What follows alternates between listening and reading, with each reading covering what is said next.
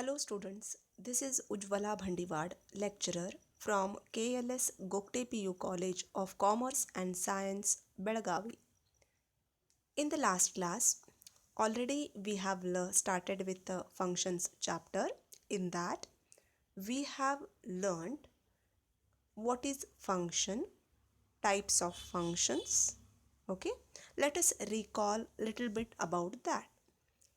We have defined a function in C++ means it is a group of statements that takes the input, process it and then returns the output. Okay. Processing means the whatever input is accepted from the user, it undergoes certain operations and gives us the result or the output. Basically, there are two types of functions in C++. First one is standard library function. Standard library function means already I have defined. These are predefined in the C++ software. Means they are ready-made available, okay, in the C++ software and we have to just use them. That is called as standard library function. Second one is user defined functions. Okay, as the name only suggests, these are the functions created by the user as per the problem requirement. Okay, so according to the problem, user can create his own functions and such functions we call it as user defined functions.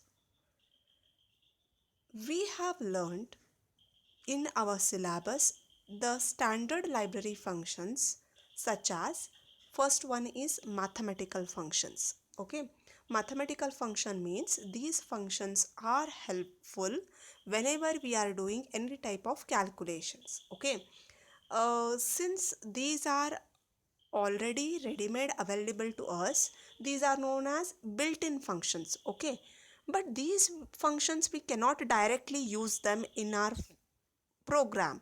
What we have to do is we have to include a special header file. Okay, what is that header file? It is known as math.h header file. We must and should include before using any mathematical function. Okay, already I have given you some of the examples of mathematical functions, like it may be square root function, it may be sine function, cos function, tan function. All these are examples for the mathematical functions. Okay. Next, we have learnt the character functions. Students, characters means these are used basically to store the letters. Okay, the shortcut it will be char. Okay, full form is character. It usually occupies 1 byte in the memory space. Okay, the character functions whenever we will be using, we have to include the header file, that is ctype.h. Okay, so in today's class we are going to learn the third built-in function, that is string functions. Students, let me first define what do you mean by a string. Okay, string means it is a collection of characters which are surrounded by the double quotes. Okay, so string functions means these are the characters which are surrounded by the double quotes. Okay, and whenever we will perform the operation on a string, it is called as string functions. Okay, so to perform the string operations we will be using one header file, that is string.h. Okay, so these string functions usually allocate the memory dynamically. We are not going to think about the memory, you can say occupation, that we are not going to think, because it is occupied dynamically and hence there is no, you can say, pre-allocation or wastage of memory will happen whenever we are using the strings. Okay, so remember students, whenever I am using a string functions, I have to include the header file string.h. Now let us understand the different string functions which will be used in a C++. The first one will be string copy function. Okay, you can see here the string copy function, it copies one string to another string. Okay, I have shown here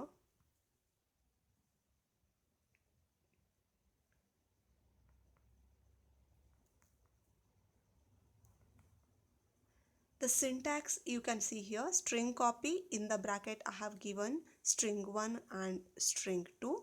Okay, these are the two parameters to the function string copy. You can see here the name of the function is strcpy. Its full form is string copy function. Okay, here two strings we are passing, string 1 and string 2. What will happen is the string 1 is copied into string 2. Okay, so this is our first function. Okay, now the second function in the string is strlen function. Okay, the full form of this function is string length function. Okay, it gives the length of the string which we are passing as an argument. See here students, you can just observe the syntax. strlen in the bracket string I am writing ending with the semicolon. Okay, string 1 here is the name of the string whose length we want to determine. Okay, and the above function will give the length of the string 1. What is the meaning of this is length of the string means how many characters are present in the given string. That is nothing but known as the length of the string. Okay, next third function is strcat function. This strcat is full form is string concatenate function. Okay, it concatenate the strings. Concatenate means what? It combines the two strings. See here students, string copy is different, string concatenation is different. Copy means one string is copied into another string. Okay, but concatenate means two strings will be combined together. Okay, the syntax I have shown here, strcat in the bracket string 1 and string 2. So the two strings will be combined. How it will be combined? The string 2, okay, and string 1. Here what will happen is the string 1 will be combined with the string 2. Okay, so students, whenever we want to join any two strings or combine any two strings, we are going to use this string cat function. Now let us understand the last function, that is string compare. Okay, you can just full form it as string compare function. It is going to be, as the name suggests, compare the two strings. Okay, syntax I have given here string 1 and string 2.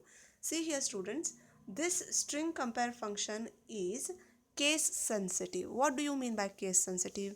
You already learned that in C++ we have two different types of cases. One is lowercase letters, another is uppercase letters. This function is case sensitive, means what? It treats lowercase and uppercase letters differently. Okay, so while comparing, it treats lowercase and uppercase letters differently. So basically this function is used to compare the two strings. Okay, so students, we have learned till now what is the string function, how many types of string functions, various functions are there. For our syllabus, few examples we have taken, just string length, string cat, string copy, string compare, etc. Okay, now let us understand one simple program based on a string functions. Okay, to show that, just you have to observe. First we have taken here the header file iostream.h, and then I have included the string.h header file. As I have told, whenever we are dealing with the string functions, we must and should include the string.h header file. Then we have int main function. Then I have taken one, okay, the array. What is the name of the array? Is name1. Okay, its size is 10, and it stores the values as windows. Okay, you can observe I have put the double quotation mark, means it is a string. So windows, it includes totally 7 characters. Students, you can count. W is one character, I is one character, N, D, O, W, S, like this it contains 7 characters. But these are put in a double quotation mark, hence it is a string. It is stored in the array called name1. I have used one more variable called len.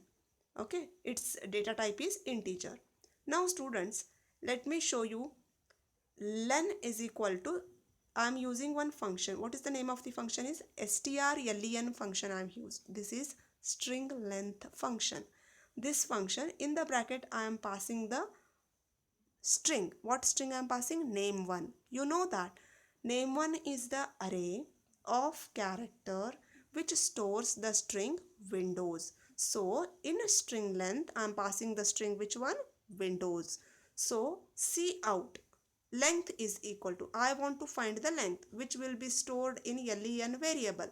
Okay, so it will be displayed. You know that windows contains how many characters here? 7 characters. So in length we will be storing the value 7 and it will be displayed. So return 0 and finally close the bracket. So students, when you run this program, okay, then you will get the output as length is equal to 7. Means what? It shows the number of characters present inside the string. Okay, so students, here we have completed the standard library functions. Okay, already we have learnt the mathematical function with example.